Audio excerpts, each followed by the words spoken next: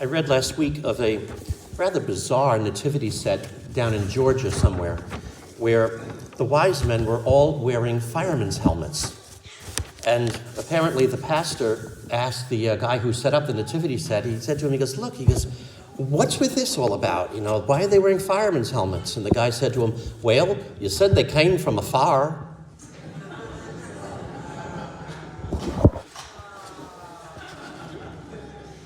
Rim shot, please.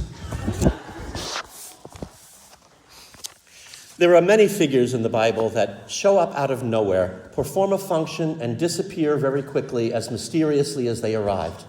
And among many of them, those that seem to have fascinated me the most are these visitors to Jesus that we encounter today. We know next to nothing about them. Basically, first of all, we don't know what they really were. The scriptures literally say magi, wise men. That's the best way to translate it into English. We often call them the kings because the Psalms and the prophet Isaiah speak of kings bringing gold and frankincense before them. But we don't know what they really were. Because they followed a star, we assume that they also had some religious connection, and they were obviously astrologers as well, and maybe all of that mixed together. We don't know how many there were. Now, ancient tradition tells us that there were 3 and gave them the names Melchior, Caspar, and Balthazar, but Matthew doesn't mention the numbers, nor does he tell us names. There could have been a dozen of them, and 3 of them bringing gold, 3 frankincense, etc. So we really don't know how many they were. We also don't know where they came from. Half the world was east of Israel. Many scholars believe that they actually came from Persia, which is now Iran, that they were priestly, religious scholars or astronomers also who would have combined all of those elements of kingship and philosophy and religion into one, and that they came from there. But he doesn't tell us where, only from the east. We basically know only 2 things about these people. Number 1, they were not Jews.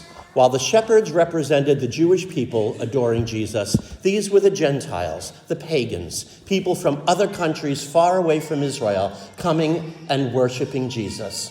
And secondly, they followed the light of a star. Because they were astrologers and part of their religious beliefs, obviously they saw this star and they understood it to mean that a new king was born in Israel, and so they felt they had to go out and worship this newborn king. And their journey was not an easy one for them to make.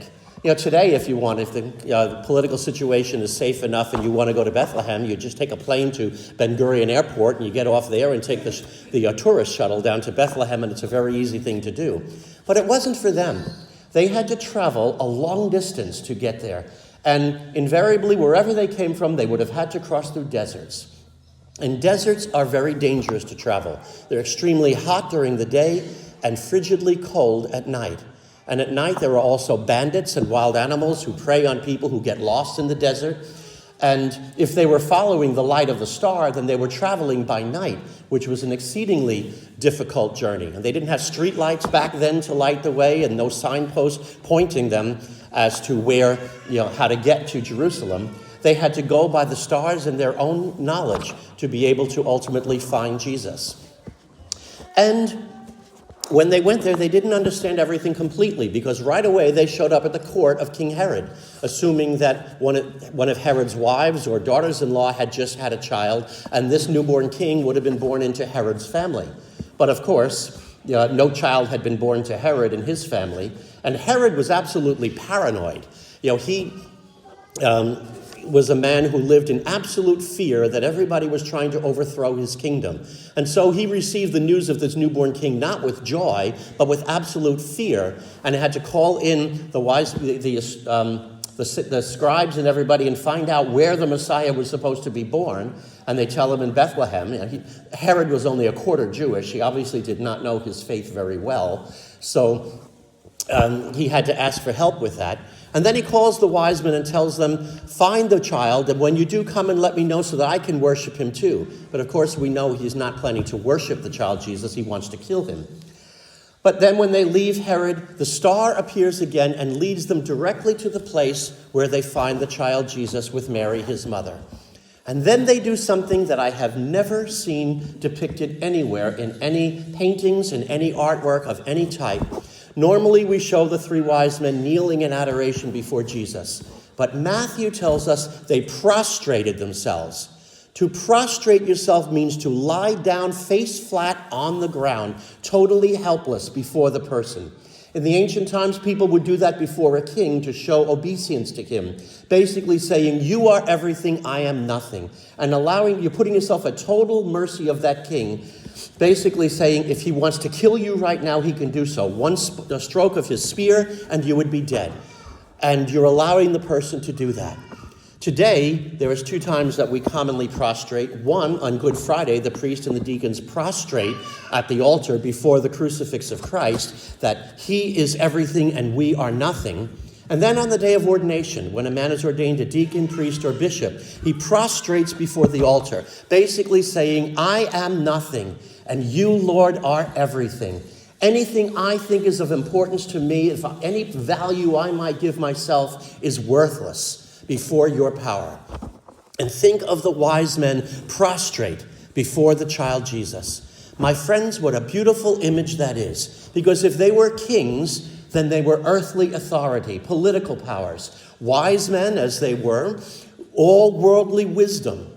And religious leaders of foreign religions, all of those powers prostrate before the child Jesus, saying, we are nothing, you are everything. Oh, my friends, could you imagine what the world would be like today if we were to see all the world's political leaders prostrate before the child Jesus, saying, you are everything, we are nothing, all the power we think we have, all the ability, all the wisdom we have is nothing compared to you, or other religions or other wisdom of the world saying, we're nothing, Jesus, you are everything.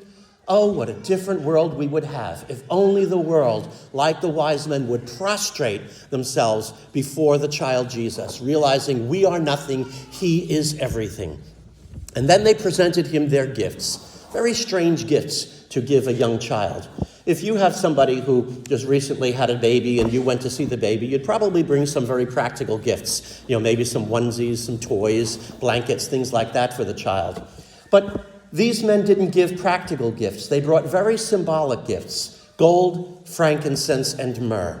And actually, one of the apocryphal Gospels tells us there was a 4th wise man who was turned away by the Blessed Mother for bringing a fruitcake.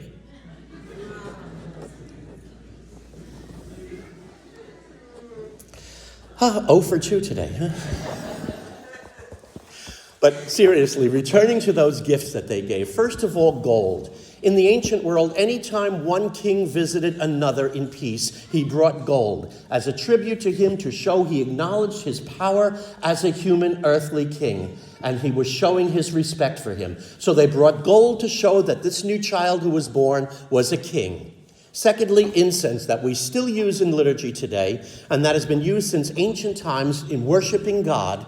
And that incense showed not only this child was God, worthy of being incensed, but also that he would be the great priest who would offer the incense. And we speak of our incense like prayers rising before the Lord. So when we use incense, it is showing that we are adoring God. And so Jesus receiving frankincense from these wise men, they were showing that they knew he was God and he would be the high priest. And then the strangest gift of all, myrrh. A very strong and bitter perfume that was used at embalming to cover the smell of decaying flesh. And that was given to him as a hint that he would suffer and die for his people. So in those 3 gifts, we see such beautiful symbolism as to who this child in the manger was. He was a king, he was God, the great high priest, and he would suffer for his people. And then, of course, having been told by God in a dream not to return to Herod, they went back to their country another way. Now, let's look a little more closely at what happened when they visited him. Because their journey, as I said, was a difficult one. And not only was it a strange journey along the way, but when they went places, they didn't have hotels to check into, and just put up something nice there. No, they pitched tents, and they stayed there. And of course, if they were traveling by night during the day, their tents were in the heat. And at night, they were traveling, following a star. And there must have been people when they stopped at the caravan routes to try to replenish their supplies, and people asking them, where are you going? What are you doing? They're saying, well, we're following that star, and it's going to lead us to a newborn king. People might have said to them, excuse me, you're doing what? You're traveling the desert at night? Are you crazy? And then to find a newborn? What is he going to do? Teach you all the wisdom of the world? Give you a post in his future government? You guys call yourselves wise men, but you know what? You're rather crazy. And there must have been some people who thought they were absolutely crazy on that journey. And then there were people like King Herod, who was trying to manipulate them and misuse what they found, not to adore Jesus, but to kill him. And so they had that difficulty. But through it all, I've often wondered, when they stopped at those caravan routes, and while some people might have mocked them, I wonder if there were other people who said, you know what? These men are not fools. They are very wise. Maybe they're onto something here. And maybe they asked and followed along with the wise men, and they too saw Jesus. And if they did, then they had the privilege of seeing the Messiah at his birth. And they saw everything that the wise men had found through their journey. And so the wise men, in their quest for Jesus, led other people to find him. And our lives are meant to be like that.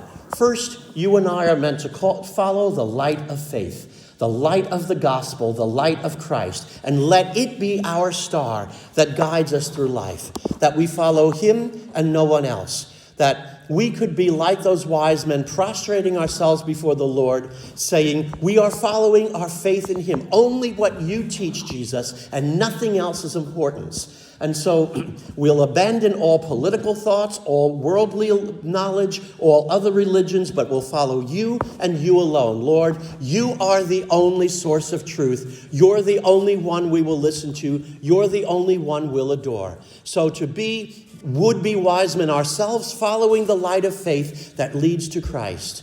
And then, as we are on our journey, leading other would-be wise men to follow, when they see us following the Lord Jesus and seeing the difference it makes in our lives, when they look at us and say, wow, look at what you're dealing with in your life, all the difficulties and struggles you've had, and yet you endure them all with patience and still keep your joy about you, and you're able to move on in things where I would have collapsed. How do you do it?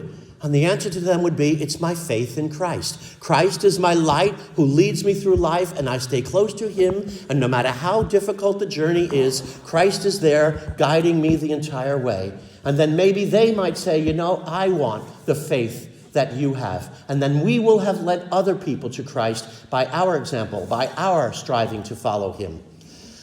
There are so many people in the world who are looking for meaning, looking for reason, looking for peace vainly in all sorts of other things, in worldly things, in politics, and everywhere else, and not finding it. And they need what you and I have here.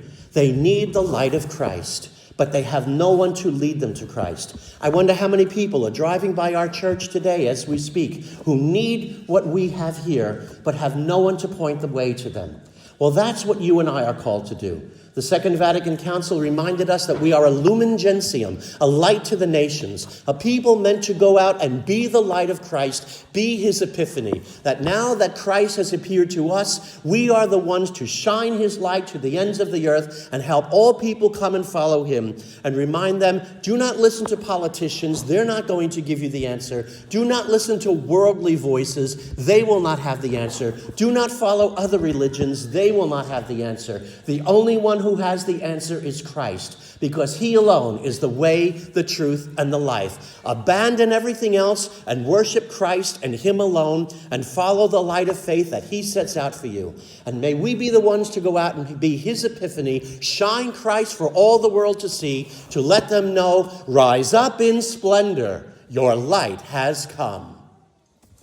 May Jesus Christ be praised, now and forever.